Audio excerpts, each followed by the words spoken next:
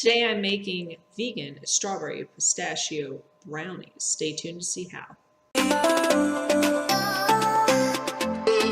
Hello everyone, my name is Misty Nicole with TheLadyPrefersToSave.com, and today I'm bringing you another awesome collab, this time the Valentine's Day treat collab, and it was brought to you by Mary Rex. I will link the playlist for all the other creators in the description bar below that you can check out after watching this video. And so let's get started with today's recipe. For this recipe, you'll need a ½ cup dehydrated strawberries, 1 cup chopped walnuts, a ½ cup chopped and shelled pistachios, 2½ cups pitted medjool dates, a ½ cup organic cocoa butter tempered, 3 tablespoons maple syrup, 4 tablespoons of organic almond butter, a ½ cup dehydrated cranberries, and 4 tablespoons cacao powder. And a tip when putting this together is always put your maple syrup in the bottom of the bowl before your nut butters because it helps it slide out a little bit better.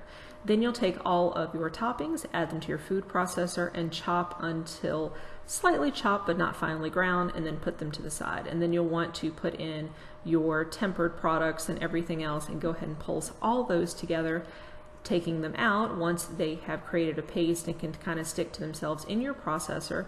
Then you'll take it out, add it to the bowl, and then kind of fold everything in together until it no longer sticks to the bowl but to itself. Then you'll need to let it sit on your counter for 3 to 4 minutes to kind of meld together. Once that has happened, take it out and put it into a pan. No need to grease it because of all the nut oils. You'll need to freeze it for 1 hour.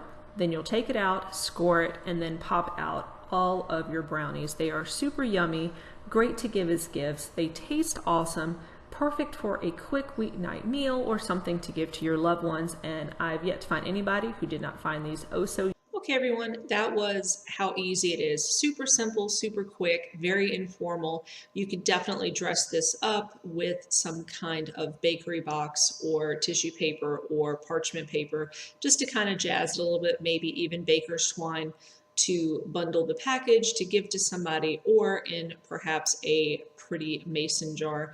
I recently saw, in addition to, say, the vintage inspired blue mason jars, ball jars, I've also seen pink and purple ones at several craft stores, which might be perfect for this time of year.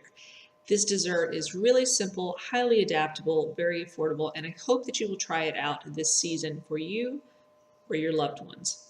Also, I wanted to ask, are you making any special treats for Valentine's Day? Be sure to leave me a comment below and let me know all about that. As always, be sure to hit that little red subscribe button, turn on notifications, give this video a thumbs up to let me know that you liked it, and as always, please be kind to yourself and to others and have a wonderful rest of your day. Thank you so much for watching.